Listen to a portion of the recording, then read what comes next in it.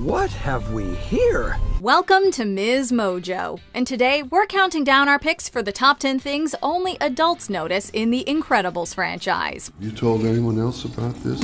Your parents? Yeah, they thought I was being funny.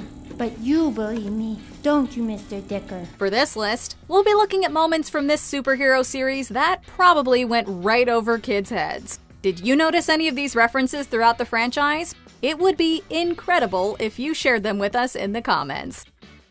Number 10. Johnny Quest, Incredibles 2. Since the franchise is set in the 1960s, writer and director Brad Bird took the opportunity to include an Easter egg from his childhood. Wicked cool! In one of the scenes where Dash is watching TV, he tunes into Johnny Quest. That particular animated series actually had a short-lived run in the 1960s. Its protagonist was a 10-year-old character named Johnny, who often went on exciting adventures. I brought along a couple of hitchhikers. Hello, Dr. Quest. Hi, Dad! Okay, boys, I was wondering when you two would show up. We can totally believe that this is the kind of show Dash would watch religiously before doing a few superheroic deeds himself. And we imagine that any older audience members who spotted this Easter egg were excited by this blast from the past, too. How do you feel?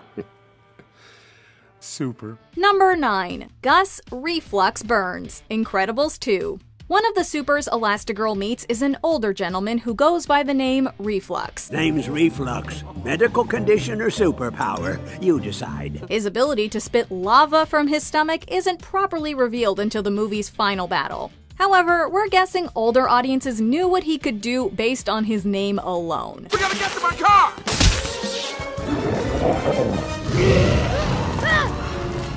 Acid reflux is an all-too-common problem for a lot of adults to deal with. But we doubt kids got that an entire character was set up around a joke about a stomach condition. As the grown-ups laughed or even winced in solidarity when Reflux was on screen, the children were probably a little confused about this strange hero. That's a little line I say just to put people at ease. Oh, but don't offend. Number 8. A cut-off curse word, Incredibles 2.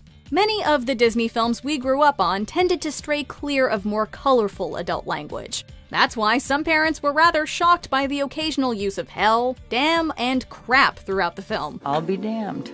She knew. Let's see if your gadget works. Although younger viewers may have heard those, they probably missed one cut-off curse. While Jack is using his powers, a shocked Frozone yells out,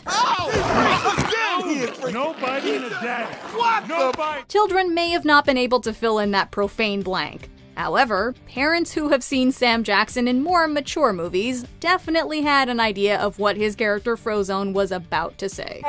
Looks normal to me.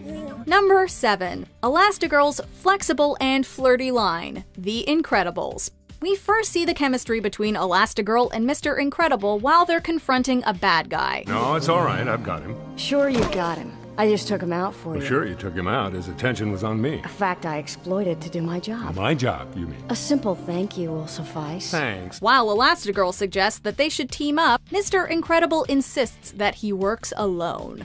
The heroine tries to win him over with a flirty line. Younger viewers probably missed why this piece of dialogue had people in the audience snickering. Well, I think you need to be more flexible.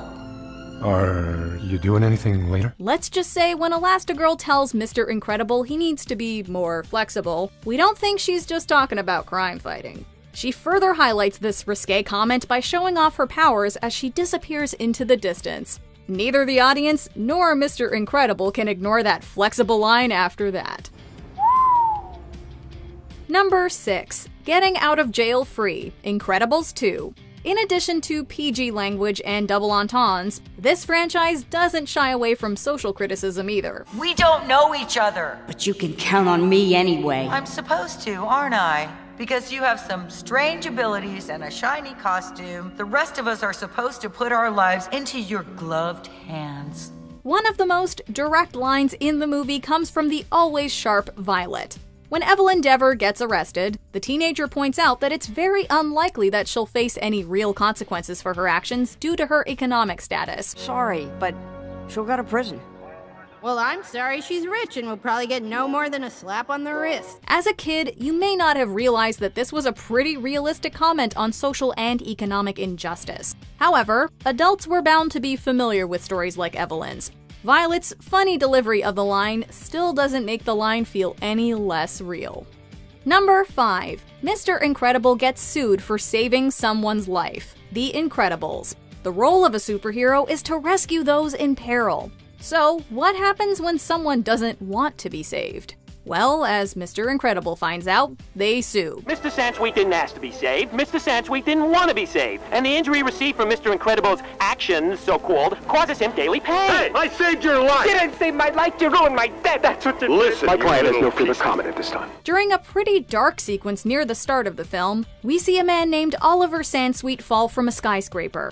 Mr. Incredible arrives in the nick of time to save the man, but he ends up suing the superhero for the injuries he endured during the close rescue. I think you broke something. Well, with counseling, I think you'll come to forgive me. The incident marks one of the catalyst events that sends superheroes out of the spotlight. At the same time, it's a heavy and mature subject to drop into a movie aimed at younger audiences. Under tremendous public pressure and the crushing financial burden of an ever-mounting series of lawsuits, the government quietly initiated the Superhero Relocation Program.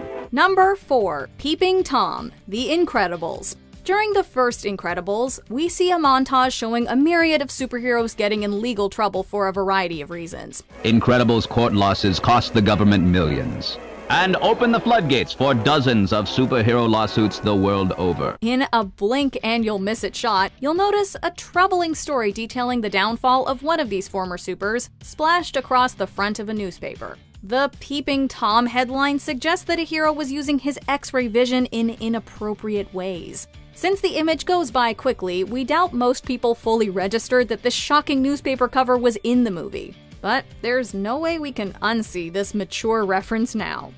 Number 3. Syndrome mentions his archenemy kept busy, The Incredibles. It had been a long time since Mr. Incredible crossed paths with his former #1 fan buddy. I can fly. Can you fly? Fly home, buddy. But their reunion isn't a happy one. Since they last met, Buddy became a vengeful antagonist. Now you respect me, because I'm a threat. That's the way it works. When he has the whole Parr family in his clutches, he takes some time to catch up with his now arch-enemy.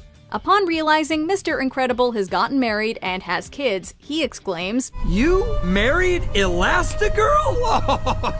Oh, and got busy!" And you don't need to be as smart as the villainous Buddy Pine to figure out what he meant. We just hope this memorable line didn't lead to any awkward birds and the bees conversations. Forget it. You're so immature. Number 2. Syndrome has no room for BS. Jack Jack Attack. Don't panic! Baby on fire!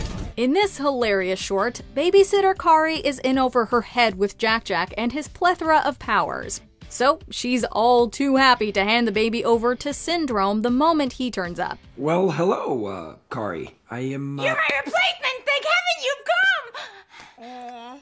Although Kari is eager for him to be the replacement babysitter, she pauses to ask why his outfit has a big S on it. Originally, I was going to have initials for babysitter, but then I would have been going around wearing a big BS, and you understand why I couldn't go with that. And you believed him. The baby was exploding! While parents definitely understood this funny wordplay, kids probably missed that those 2 letters could have stood for a much stronger term you shouldn't say around Jack Jack.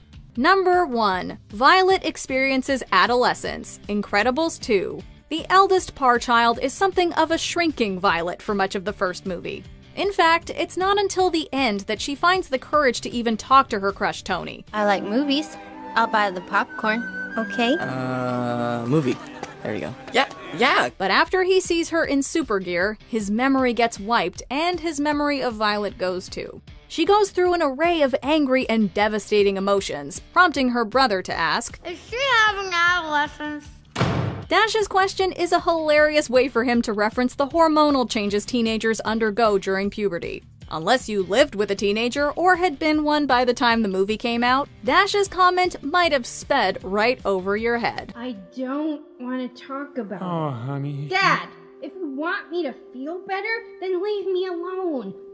Please? Do you agree with our picks? check out this other recent clip from Ms. Mojo. And be sure to subscribe and ring the bell to be notified about our latest videos.